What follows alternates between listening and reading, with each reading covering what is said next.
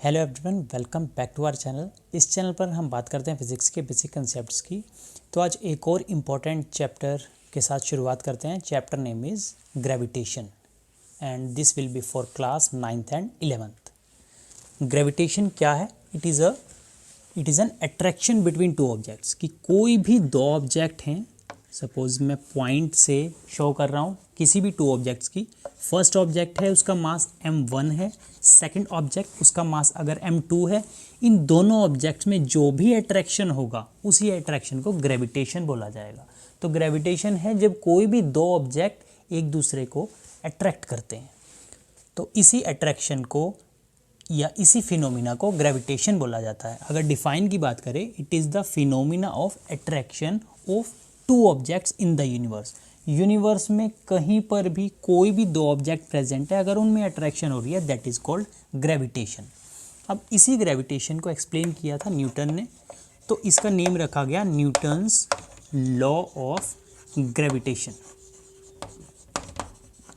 ये कैसे एक्सप्लेन किया गया कि अगर कोई भी दो ऑब्जेक्ट्स हैं, सपोज फर्स्ट का मास m1 है, सेकंड मास m2 है, और इनके बीच में सेपरेशन है, कुछ ना कुछ डिस्टेंस है, सपोज ये r गिवन है, तब यहाँ पर जो फोर्स प्रेजेंट होगा, फोर्स क्या है? कोई भी एफर्ट जिसके कारण कोई ऑब्जेक्ट पुश या पुल करता है। अब यहाँ पे क्या हो रहा है? दोनों अट्रैक्ट हो रहे हैं, एक दूसरे को क्या कर रहे हैं? ये पुल कर रहे हैं। ये m1 m2 को अपनी तरफ पुल कर रहा है और m2 m1 को अपनी तरफ पुल कर रहा है। तो फोर्स ऑफ अट्रैक्शन।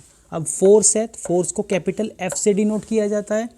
फोर्स, यहाँ पर जो फोर्स होगा उसको बोला जाएगा ग्रेविटेशनल फोर्स। अब ये ग्रेविटेशनल फोर्स कौन कौन से फैक्टर्स पे डिपेंड कर रहा है? एक तो product of masses of two objects, कि दो जो ऑब्जेक्ट्स हैं उनके कितने मास हैं उसके प्रोडक्ट पे, उसकी मल्टीप्लाई पे, and inversely square of distance between them, कि इन दोनों के बीच में जितना भी डिस्टेंस है उसके स्क्वायर के बट इन्वर्सली। मास जो है उनके प्रोडक्ट के डायरेक्टली प्रोपोर्शनल है, कि जितना ज़्यादा मास होगा ऑब्जेक्ट्स का, फोर्स उतना ही ज़्यादा लगेगा, और उनके बीच में डिस्टेंस जितना ज़्यादा होगा उसी अकॉर्डिंग फोर्स उतना ही कम लगेगा। और ये हमेशा स्क्वायर में चलेगा। स्क्वायर में कैसे? सपोज़ यहाँ पर अगर डिस्टेंस की वैल्यू, r की वैल्यू 2 गिवन है, तो वैल्यू जब यहाँ पुट की जाएगी तो ये हो जाएगा 2 स्क्वायर मीन्स 4, कि अगर r 2 टाइम्स है या जितनी भी उसकी वैल्यू है, फोर्स उसके कितना हो जाएगा? 4, और वो भी रेसिप्रोकल 1/4 टाइम्स फोर्स लेस लगेगा। तो दो ऑब्जेक्ट्स के बीच में अगर फोर्स लग रहा है, वो उन दोनों के मास जो है उसकी प्रोडक्ट पे डिपेंड करता है, डायरेक्टली डिपेंड करता है। जितनी ज़्यादा प्रोडक्ट होगी उतना ज़्यादा फोर्स वहाँ पर लगेगा, और जितना भी डिस्टेंस है उसके इन्वर्सली, उसके स्क्वायर के इन्वर्सली डिपेंड करता है, कि जितना ज़्यादा डिस्टेंस होगा उतना कम फोर्स लगेगा। जब इन दोनों टर्म्स को कंबाइन किया गया तो ये बन जाता है F directly proportional to m1 m2 over r square. और फिज़िक्स में जब भी हम प्रोपोर्शनैलिटी का साइन एलिमिनेट करते हैं, और ये साइन एलिमिनेट किया ही जाएगा, जब भी एलिमिनेट करेंगे कुछ ना कुछ कांस्टेंट आता है। तो ये कांस्टेंट यहाँ पर कैपिटल G से डिनोट किया गया है, और ये जो कैपिटल G है, बाकी टर्म्स तो एज इट इज़ आ गई, ये कैपिटल G ये है यहाँ पर constant of proportionality, constant of proportionality. And इसी कांस्टेंट को बोला जाता है universal gravitational constant, gravitational constant. और इस कांस्टेंट की एक फिक्स्ड वैल्यू है। एक तो इसका नेम रखा गया यूनिवर्सल ग्रेविटेशनल कांस्टेंट, मींस ये कांस्टेंट पूरे यूनिवर्स में फिक्स है, इसकी वैल्यू जो है पूरे यूनिवर्स में फिक्स रहती है। और ये वैल्यू क्या है?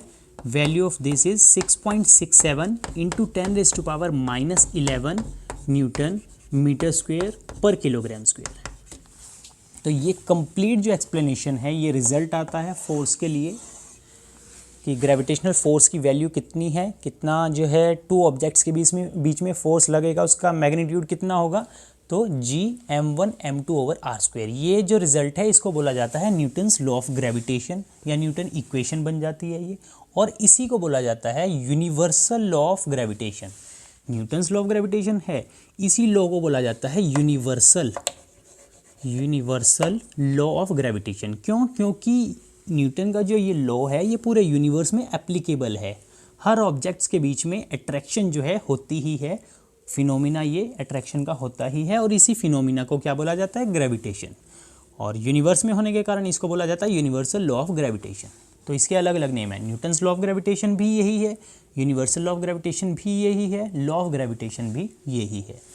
कैपिटल जी यहाँ पर यूनिवर्सल ग्रेविटेशनल कांस्टेंट है कि इस लॉ में यहाँ पर जो भी रिजल्ट के लिए कांस्टेंट यूज़ किया गया है उसको कैपिटल जी से डिनोट करते हैं, और इसी को बोला जाता है यूनिवर्सल ग्रेविटेशनल कांस्टेंट। और इसकी एक फिक्स्ड वैल्यू है क्योंकि पूरे यूनिवर्स में ये फिक्स रहती है। Value is 6.67 into 10⁻⁻11 newton metre square पर किलोग्राम स्क्वायर। अब ये इसके यूनिट्स हैं। यूनिट्स कैसे आए हैं, फॉर्मूला से ही आए हैं। पहले तो पता होना चाहिए यहाँ पे कितनी टर्म्स हैं। फोर्स है जैसे जी, यूनिवर्सल ग्रेविटेशनल कांस्टेंट है, मास अलग अलग हैं ऑब्जेक्ट्स के, और आर जो है उनके बीच में डिस्टेंस है। तो जितनी भी फिजिकल क्वांटिटीज़ आती हैं उनके सिंबल, वो क्या क्वांटिटी है, उसका क्या फॉर्मूला है, उसके यूनिट्स, ये सभी पता होने चाहिए। फोर्स है, फोर्स अगर डिफाइन की बात करें, एफर्ट होता है पुश और पुल करने के लिए जो भी एफर्ट लगाया जाए। और ये इसके यूनिट्स की बात की जाए तो फोर्स के यूनिट्स क्या होंगे, फोर्स के यूनिट्स होंगे न्यूटन। एसआई यूनिट, एक होते हैं एसआई यूनिट, एक होते हैं सीजीएस यूनिट्स। दोनों में क्या डिफरेंस है, एसआई जो है ये यूनिट्स एप्लीकेबल होते हैं इंटरनेशनली, हर जगह एप्लीकेबल है, और ये एक स्टैंडर्ड यूनिट है कि जिसको एक्सेप्ट किया गया है। सीजीएस यूनिट्स स्मॉलर यूनिट है, एक्सेप्टेड ये भी हैं बट ये स्मॉलर है, ये ज़्यादा यूज़ नहीं होते। एसआई इंटरनेशनली यूज़ होते हैं। इसके लिए प्रीवियस वीडियो बनाई गई है, different kinds of units, basic concept of physics से रिलेटेड है वो, उसमें सारे यूनिट्स के बारे में ही बताया गया है। आप उसको एक बार ज़रूर देख सकते हैं एसआई और सीजीएस में डिफरेंस के लिए। तो एसआई यूनिट फोर्स के लिए न्यूटन होते हैं, और सीजीएस की बात करें तो डायन्स होते हैं। और इन दोनों में रिलेशन भी होती है, अभी उसको डिस्कस करेंगे आगे। नेक्स्ट क्वांटिटी यहाँ पर क्या आई है, कैपिटल जी, ये तो कांस्टेंट है तो इसके यूनिट्स तो यहाँ लिखे जा चुके हैं। और अगर सीजीएस में बात की जाए तो न्यूटन कन्वर्ट हो जाएंगे यहाँ सीजीएस में डायन्स, और मीटर जो है सेंटीमीटर स्क्वायर, एंड किलोग्राम जो है ग्राम स्क्वायर इनवर्स। अदर क्वांटिटी मास हैं, दो मास हैं, दो ऑब्जेक्ट हैं, दोनों के मास अलग अलग होंगे लेकिन यूनिट्स तो सेम ही है। मास के यूनिट्स किलोग्राम एसआई में और सीजीएस में ग्राम। एंड आर जो है डिस्टेंस है, डिस्टेंस के units metre in SI and centimetre in CGS. तो ये है न्यूटन्स लॉ ऑफ ग्रेविटेशन से रिलेटेड टॉपिक। नेक्स्ट हम डिस्कस करेंगे जो फोर्स है, ये फोर्स, इसमें जो डिफरेंट यूनिट्स हैं एसआई और सीजीएस, इन दोनों में क्या रिलेशन है। Relation between Newton and dynes. पहली बात तो ये है, पता होना चाहिए दोनों ही यूनिट्स, न्यूटन हो या डायन्स हैं, दोनों ही यूनिट्स हैं फोर्स के। ये एसआई यूनिट है न्यूटन और सीजीएस यूनिट्स हैं डायन्स। तो 1 Newton equal to how many dynes, ये कैलकुलेट करना है। इसके लिए पहले तो हमें ये पता होना चाहिए कि ये न्यूटन फोर्स के हैं, तो फोर्स का क्या फॉर्मूला है। फोर्स का फॉर्मूला है मास इनटू एक्सेलरेशन। एंड अगर यूनिट्स की बात की जाए, क्योंकि न्यूटन यूनिट्स ही हैं, उसको ही एक्सप्लेन कर रहे हैं, तो इस फॉर्मूले के लिए क्या यूनिट्स बनेंगे, मास के लिए किलोग्राम, एक्सेलरेशन के लिए मीटर पर सेकेंड स्क्वायर। और अगर सीजीएस की बात करें, यहीं पर ही सीजीएस यूनिट्स किलोग्राम से ग्राम, मीटर से सेंटीमीटर ओवर सेकेंड स्क्वायर।